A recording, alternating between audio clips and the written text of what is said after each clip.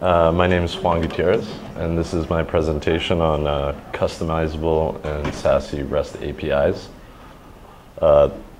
Just a little bit about myself before I go into this. First and foremost, I'm predominantly a software engineer. I've been in the industry for about 8 years and mostly just working in SaaS companies.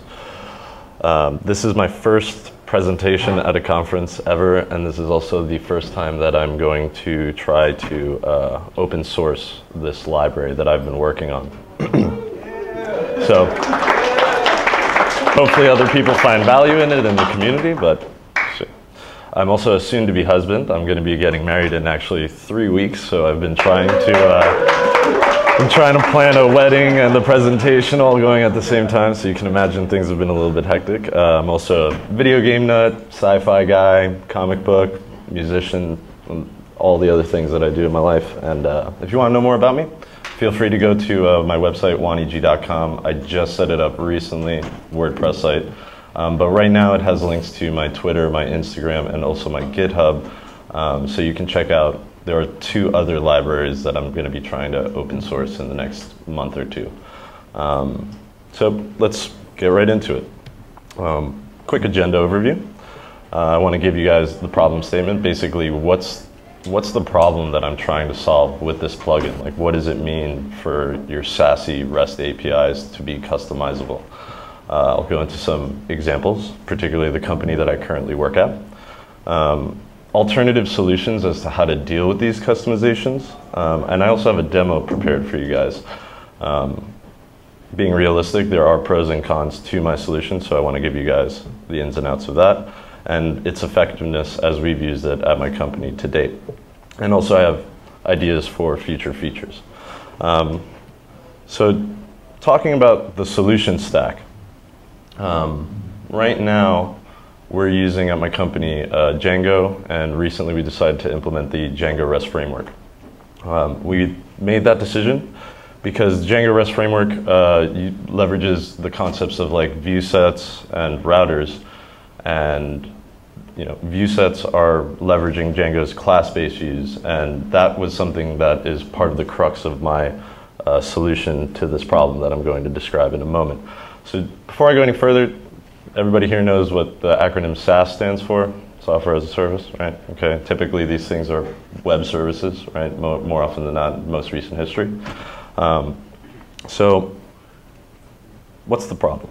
What am I trying to solve? So let's say you're a SaaS company and you have public web-based API calls, and they don't necessarily have to be public. Maybe your clients have to authenticate in order to use the API, fine. But let's say that your application, your product, your platform, whatever you want to call it, has to inherently inherit your client's business rules. That's not very common, I find, but the company that I'm currently at right now, we offer solutions to e-commerce websites. So you can imagine that really small e-commerce businesses and really large ones do things very differently for same things, the way you manage products or the way they manage their customers. So managing a platform in and of itself can be hard enough, but then having to deal with, well, where does my client-specific code live? That's going to be a whole other beast that you need to wrestle. So some of the questions that I always come up with in terms of like, what are the things that you want to make sure you always account for is your code maintainability, clarity of the customizations, how easy it is to identify who's customizing what and why and how, the testability of your core and the client customizations, and then ideally uniform centralized logging and meaningful documentation. At the end of the day, these bullet points all revolve around the idea of sustainability, scalability, and trainability. We have found that for your platform to be sustainable and scalable, the more modular and the more separation of concerns you're implementing in your code base, the easier it's going to be to separate out certain services to different clusters, or it's going to also be easier to onboard new hires or explain to other people in your company how your platform works. Because at the end of the day, if everything is really tightly coupled and all your client code is mixed up with your core code, anytime you get a new guy in, a new guy or girl, you're going to end up just sitting there spending days, weeks explaining, okay, this is why this if statement's here, this client needed us to do this, so we did that. It gets really hairy and really difficult to handle. I mean, also, you can end up writing code like 24/7, but if nobody can understand it, what value is there, right? So my idea was that the way you solve this is by keeping things consistent. If you keep things consistent, things are a little bit easier to digest, things are a little bit more obvious just by looking at the code base or function calls. It's all the same, and if everything's the same, then again, you can more easily map out what things are happening when and for whom. So the one thing that I will say is, if you're currently dealing with client-specific customizations in your platform, before anything else, the one thing that you should do is make sure your client-specific code is like in its own folder, far away from the core, if you haven't done that, forget about my solution. Do that first. I highly recommend that. So just a quick overview of the current company that I keep talking about that I work at. It's called Order Groove, and what we do is we provide our clients with a way to offer subscriptions, the option to subscribe to their products. So the typical examples are dog food, diapers, filters, things that you need repeatedly, and the whole buy-in is basically like, hey client, think about the revenue that you might have missed if your customer had actually subscribed to this product. So our platform doesn't really serve like traditional Django views where you have templates and nice pages where you're wrapping data in different skins and all that. It's a lot of API calls. So we chose Django originally because it's got the nice ORM management and it makes those types of things easy. And then we started going into Django REST framework because we're so API based, it just felt natural that we should implement that on top. Now, if you noticed, we have a little, that's from our website, feel free to go there. We're hiring. Shameless plug, over. That's the last I'm going to mention of it. But if you look at our client list, you'll notice names like, some popular names like CVS, Walmart, L'Oreal, Grainger. Now, if you think about all of these different companies, one's a clothing company, one's a business-to-business company, one sells dog food, some are just, end users like you and I, and others, again, business-to-business. So they are all dealing with their own e-commerce problems that they're trying to solve, and they're solving similar problems in lots of different ways. So one main thing to keep in mind, especially as a SaaS company, is when a client says, your platform is great, but I wish it did this other thing in this particular part. Well, you don't want to say, no, we can't do that, because they'll turn around and say, okay, well, we'll go find somebody else that will do it for us, right? And that's not really great for your company. So the idea is you always want to tell your clients, yeah, we can do that, no problem. But that can go down a rabbit hole now, because now you have to, again, as I was saying before, you're inheriting their business rules. You have to implement their logic that they define. So just some examples. There's a lot more, but these are the most apparent examples that I could come up with. Tax totals, shipping costs, prices that change hourly, daily, hot sale prices that you get this 50% discount just for today, coupons, bulk discounts. I've seen people implement solutions for these things in their systems so many different ways, it would make you dizzy. Now, the goal is, though, you have a platform and you have a core, right? So your core should dictate, well, how does my platform compute tax totals? I don't really care about their stuff yet. And that's fine, but again, the customizations will come in. So it's going to be like, okay, how do I get that into the platform? How do I satisfy the needs of my customer? Well, let's review some possible solutions. Stick the client code in your core. It's gross. It's gross. Let's talk about the example of shipping total. I've seen shipping costs computed in so many different ways where We're given a CSV, that's a table. They give us an API to hit in their system, which then monkey patches to go hit an API with USPS, so it's some weird proxy. We hit FedEx Direct, like so many different ways, fine. So if you just stick the client code in your core, like every SaaS company's dream, you want to have thousands and thousands of clients. Well, you're going to have thousands and thousands of if statements. That's gross. That's not Pythonic. It just makes me shudder. Fine. Let's talk about another solution. Try accept client imports. Okay. Not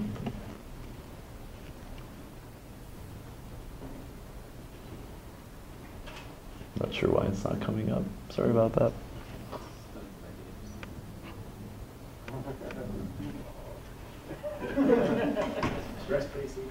Yeah, seriously, they're killing me here. So, as I was saying, we can throw some try accept client imports. This is something that we did for a while, and it was pretty good. I mean, you have your core code, and you say, okay, go try and check if there's a folder in the if there's a file that corresponds to this particular function in the client's folder. And if you find something, do the client stuff in that method, return and go back to what you were doing. Otherwise, never mind, just continue on with the core. This is killing me right now. Hold on. Sorry about that. You guys get to see all my speaker notes.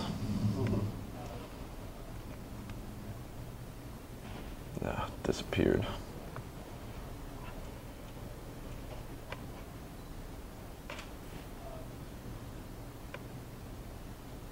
So, anyway.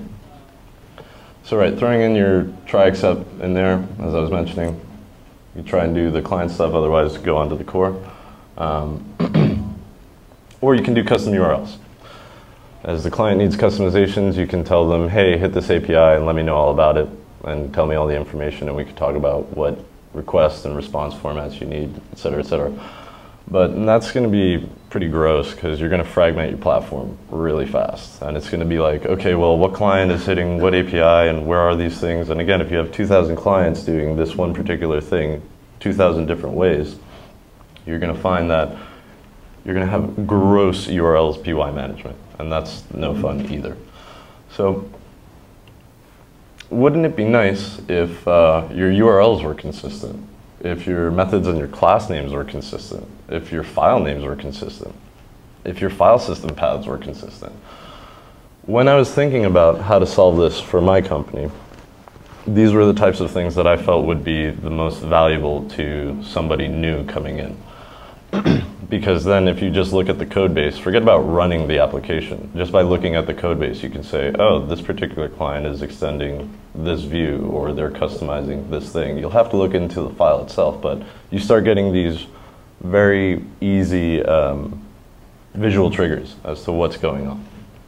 So, taking our shipping total example, this is what it would look like with my plugin using the SaaSy Django REST framework. What'll end up happening is you'll have a core API web service. In this instance, I've been using order. And you define your shipping total, and you have your order view, and it's all core. And now, way out in the merchants folder, in that realm, you can now introduce a /client1/order, which will, I've figured out how to dynamically route to a different merchant-specific folder and import the class, and then say, okay, extend the core, and then just slightly tweak what I need. So if you think about it, this is kind of like classical object-oriented programming with classes, right? You have the traditional example is always, you have a base class. It's called vehicle. There are lots of different kinds of vehicles. Bicycles, trucks, cars, right? They all have wheels, and that's what. So what I was trying to think of a way to do was, effectively, I want to think about the core of my platform and its API calls as my base classes. And then anything client-specific extends the core and just slightly tweaks the minor differences. So no 2,000 if statements, no crazy amount of try accepts, no, it's all very condensed and simplified. So, as I was just mentioning, the main idea that I had for the classes is that there are a couple of rules that my plugin requires for you to use it effectively. And one of them is that the client extensions of the classes actually have to have the same name as the core class. So if you notice here, we're defining some class web service, and the client-specific extension is going to import web service as another name. You can name it whatever you want. And then you define web service extending core web service. What's going on, and I'm going to show a little bit of the code in a few slides, is basically that Python, having all of the information of an object in its different places, because it's mostly a dictionary, you can pull out like, hey, what's the name of this class? Hey, what's the module? What's the file system path? Give me these descriptors about the class. So I'm kind of leveraging that in order to say, okay, if I've got web service, go try and import web service from the client-specific folder. So I tried to minimize how much work you would need to do in order to actually like implement my plugin. And this is actually going to change. While I've finished like alpha version that I haven't merged into my master branch in GitHub yet last weekend while I was working on the demo for the conference. And as I was practicing the presentation, I would hit this slide and be like, there's got to be a better way to do this. So while it is only 4 things that you have to punch in, I was still just like, no, I can make this better. So for now, the context of this talk, I'm going to leave with these traditional settings that I was depending on, but I'm already moving to a bit more flexible way to do this. So really quickly, one thing that I need is, I'm assuming that when your clients become clients for your company, there's a database record and there's a data model associated with them, right? So for us, CVS, Walmart, each one is a record. So I need you to tell me, where does that class live? What model and class name is it? And then the module, the module is effectively the target module where all of the client-specific code lives. So in this example, I've got merchant, so all right, I'll be able to do merchant.objects.filter.get or whatever. And then I'm going to look for all of the client code in some folders, some package called customizations. Now, in the client or merchant model, there are 2 things that I'm going to need you to also to define, which are basically what I'm calling the SAS URL parameter, which is just going to be a keyword argument that I'm going to shove into the Django REST framework router that I've extended, and then the lookup field. So the lookup field has to do with the merchant model that you define. So you're just I'm saying, tell me where to find the value, and then with that value, I'm going to look up in the merchant model using the lookup field. And that's how I can tell, like, does this client exist? Okay, if they do, then I can start hunting around the code base for the class extensions. So as I was just mentioning, the SAS router is basically leveraging the SAS URL parameter. And I promise you, there's no URLs PY management that you have to do using my plugin. All you'll have to do is traditional Django REST framework is import my router and then register the prefix to the ViewSet router. Everything that's happening in terms of figuring out what client and what class, that's all under the hood in a ViewSet Mixin that I extended from Django REST framework. And I'm going to show that in a little bit. But what ends up happening is, for free, you'll end up defining a web service at /web service, and immediately you'll be able to start doing things like client1/web service, client2/web service, anything that exists in your database for that client. So client1 and client2 in the example I gave in the settings would be the slug field, right? So now the SAS ViewSet is that's what's leveraging the client identifier in the URL keyword argument. So like I was saying before, you need to tell me what's the model and then what's the lookup field on the model. The value is going to come in dynamically through the URL. So we're going to take a look in just a moment at the ViewSet definition. But effectively what ends up happening is at request time, when you hit a URL, that's when the client is going to be populating that slug field in this example. That's how I can determine what class to use. Now, if they don't have anything defined, if there's no merchant folder, or if they're extending something else that doesn't, it's fine. I have it rigged up such that if the client exists and they don't have an extension, fall back and use the core. It's graceful in that sense. And your clients are going to love this because now all of your web services have their name prepended. So it's all very customizable, very personal. They'll love you for it. So what's going on in the ViewSet Mixin is basically, if you guys haven't used Django class-based views, real quick overview is basically typically you define a URL path and then you give it a method. Or in Django class-based views, you define your URL and map it to the classes .asView function. So what the asView function in Django class-based views is doing is actually returning a function. It's another callable that gets called when a URL needs to be processed at request time. So when I looked at the ViewSet Mixin of Django REST framework, that define getClass function and that class equals getClass function, get rid of those.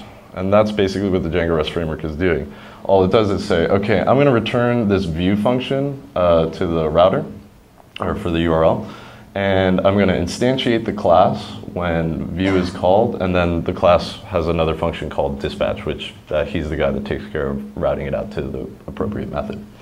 So all I did was, when I was looking at the core code of Django REST framework, I said, well, if this is happening when the URL is hit, why can't I try and look for a class someplace else, right?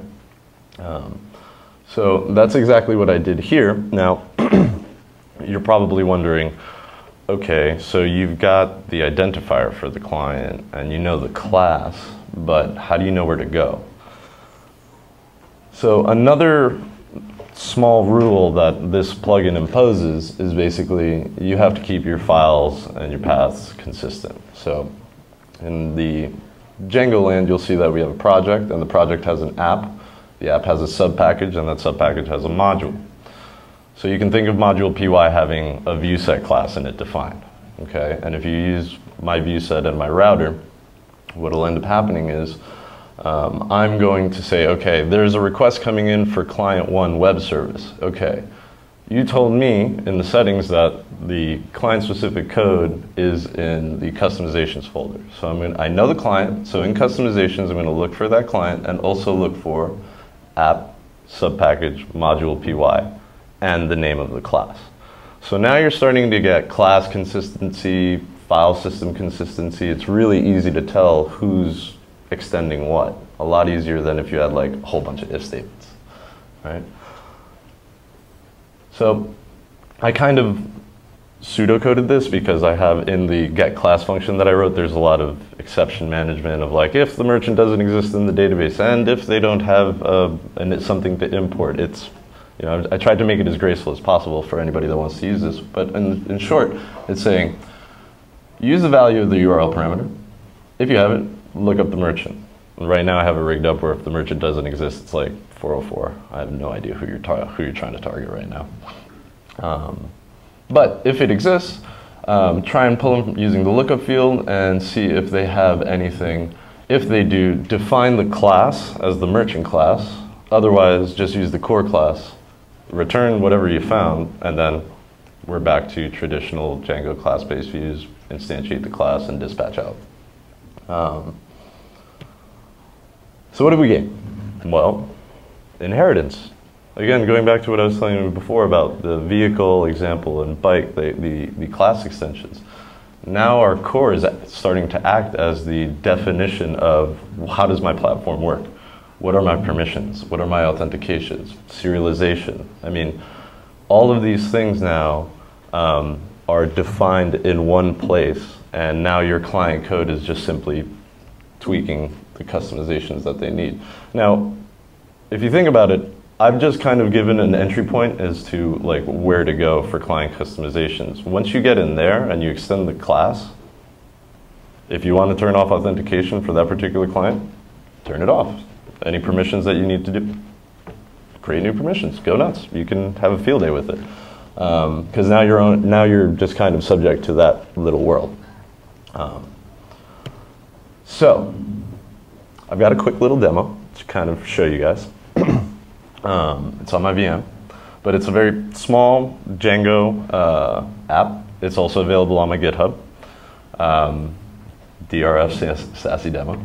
And I have a merchant model, I have a merchant app and a product app. Very much kind of what you guys have been hearing me talk about in the examples I was giving through the slides.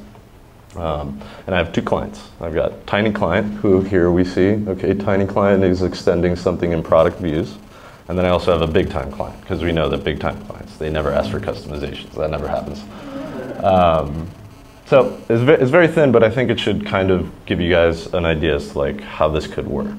So if we look on here.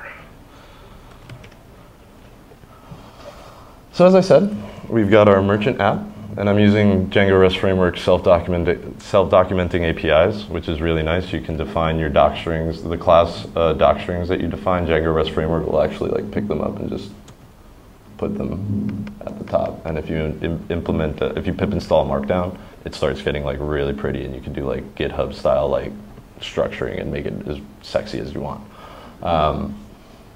So as I said, two clients, pretty simple, BigTime Client, Tiny Client. I also have a product view. Let me get rid of this first. This is really hard to see. Looks about right. So I'm an admin user, right? So I can see everybody's products for their merchants because if they need any help, I got to be there to help them out. It's fine. But it's pretty straightforward. There are 4 products in the database. 2 for Tiny Client, Tiny 1, Tiny 2 product. 2 for BigTime Client, BigTime 1, BigTime 2. Pretty straightforward. Now, if we take a look and look at the merchants, just as I was telling you guys before in the examples of my settings, I'm using the slug field as the lookup parameter. So if we take any one of these and put it at the front of our URL, we may or may not see something different happen. Again, remember, if the client doesn't have any extensions, they're just going to fall back and use the core. So first we'll take a look at BigTime Client in action. No, that's Google. That's not helpful.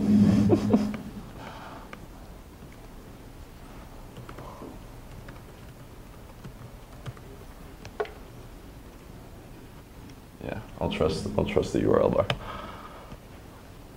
So here we're automatically, I have a serializer defined in the core that automatically filters out the merchant's products. I'm thinking about pulling that into the core of my plugin because it's kind of like, okay, if I already have the merchant identifier and I'm using a query set that has a merchant foreign key, why not just give you guys that for free?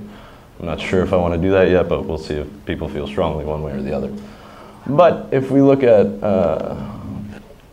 Tiny Client, let's see.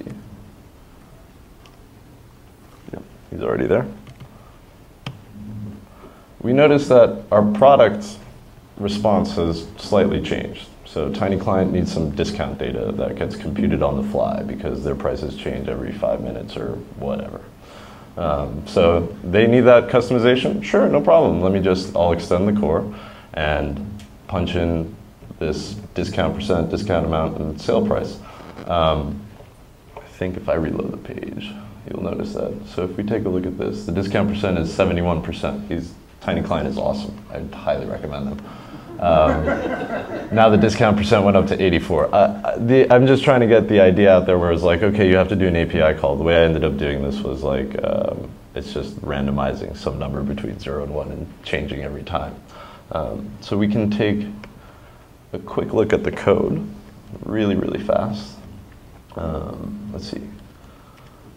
So here I'm defining my product view set, and he's using product serializer. It's nothing very fancy. It's just all very driven by Django REST Framework. But as I said, our Tiny Client has an extension. So let's open that up. As I said before, customizations is the location of the client customizations. Tiny Client is our current client we're looking at. Product views. So if you guys are starting to see the trend of how everything's matching up.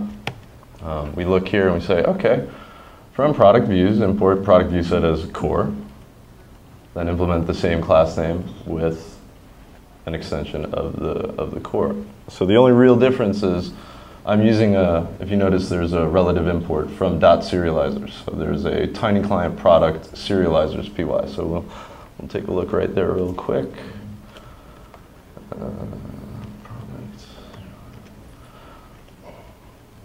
Close this guy out.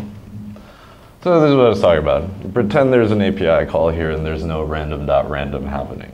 So you're starting to see how if you had a really large core, the amount of code that you're writing is like trivial compared to what it could be. So that's it for the demo. Really fast, some pros and cons about this. Pros is, as I hope I was able to explain, you'll see that client extensions are easier to identify who and what is making the extensions. The core is dictating the HTTP methods allowed, your authentications and permissions. Again, traditional class-based concepts, just tweak what you need in the extensions. And hopefully this should lead to less duplication of code, which is something that we kind of ran into before I had this idea. And you're starting to do a better job of separating the concerns of your core concerns and your client's concerns. Your client's concerns are very important, but again, you don't want that in the core. One con that currently comes to mind is that I have a direct dependency on Django REST framework, but it's kind of the same con that the Django REST framework has with Django, and that is if the Django REST framework completely re-engineered how they do view sets and routers, well, I'd have to update my library for that particular version in order to sustain that. I mean, Django REST framework has the same thing with Django. If Django completely revolutionized how they did class-based views, they would need to make updates in order how they support it. So how does it work for us? Well, I came up with this idea about 2 months ago. And at work, we're running with like the alpha version. There's no like dynamic places where does your code, like we know what model, we know where the client customizations are. So that's all like, I hate to say it, it's all hard coded. But the idea is hopefully I'll be able to wrap up like version 1 of this, and we'll be able to get rid of those and then pip install my package, that would be really cool. But aside from that, most of the conversations that my peers and I end up having, it doesn't have to do with the plugin itself. It's just a tool.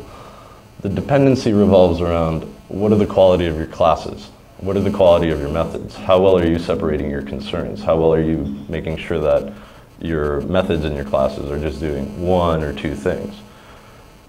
If you have, let's say, a get method for a list view, and it's 600 lines long, this tool isn't really going to help you that much, because you're going to end up writing your client-specific file, and you're going to do all the extensions and follow those rules, and then you're going to end up copying 550 lines of code and then just tweaking 50 lines. So that's where I'm coming from, where it's just a tool. It really depends on what is your application trying to do, where is it trying to do it, and how. So things that I'm still trying to figure out, there are actually 2. I didn't have a chance to throw it up on the slides, but I'll go into the one that isn't mentioned here, which is, if you notice, I had 2 clients in my demo, and the core has no idea about the client customization.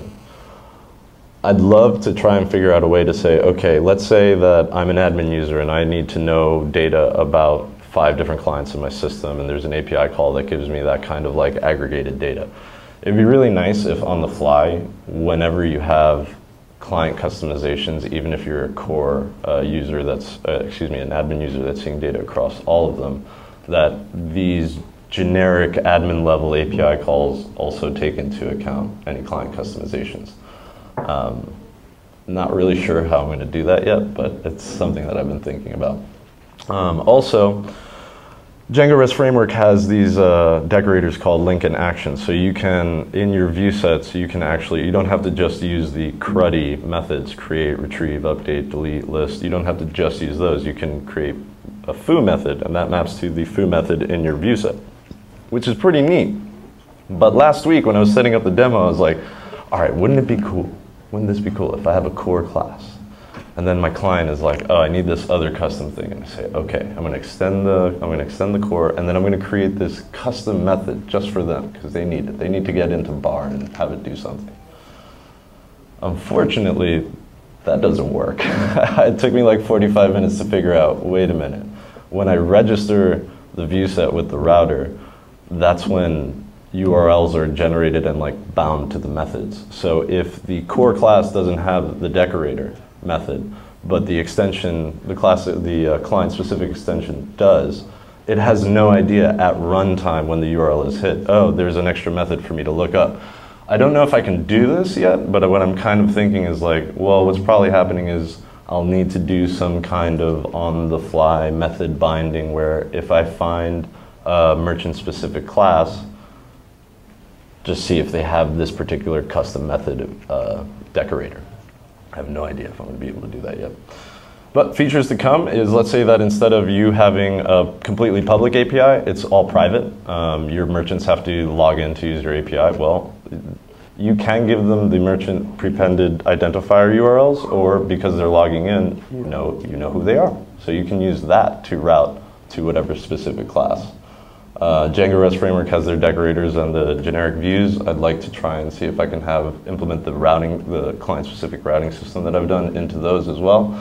And I'm still debating about pre-filtered client query sets. So like I was mentioning before, if you have another model that has the client or merchant model as a foreign key, just filter the data set for it. So just quick thanks to PyGotham organizers.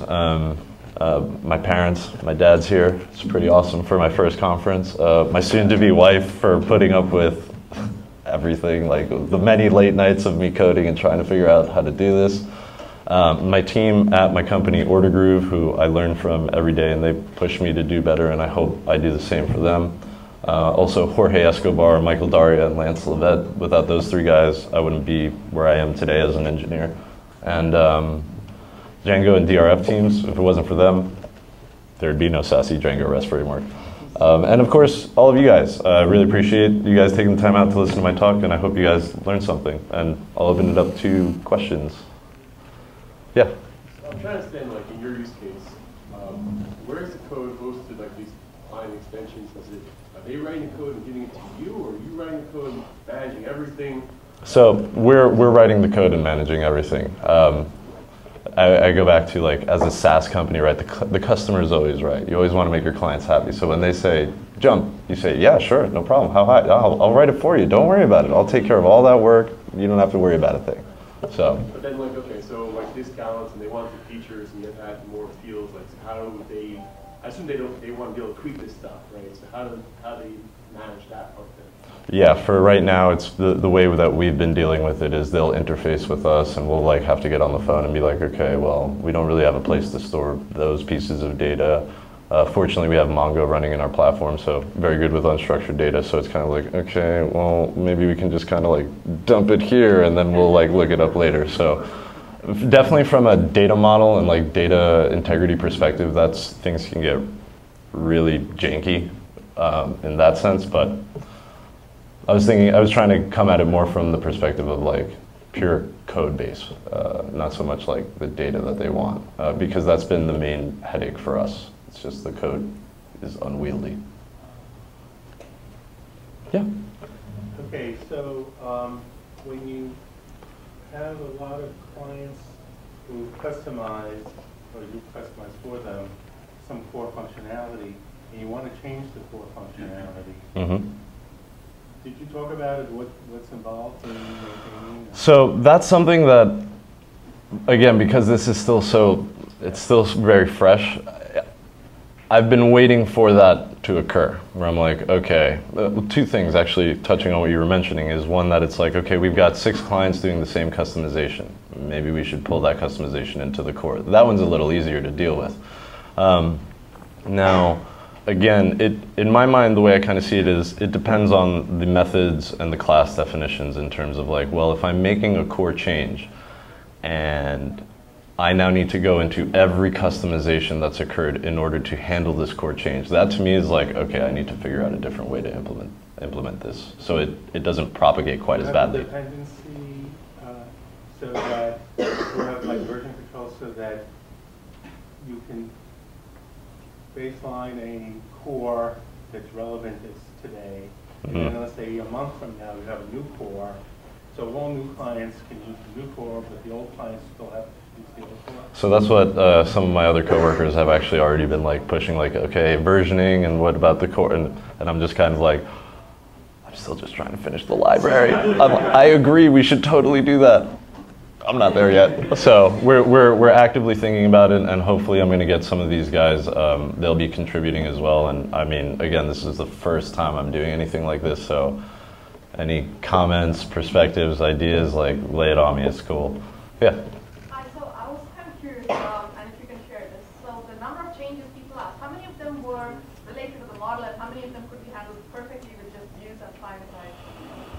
So in a sense, can you kind of demonstrate on the front end? I mean, I find that it was typically like, our data models haven't had to change too much, but we have this like generic extra data field that we use that's just like, oh, you guys have this wonky thing you need us to store.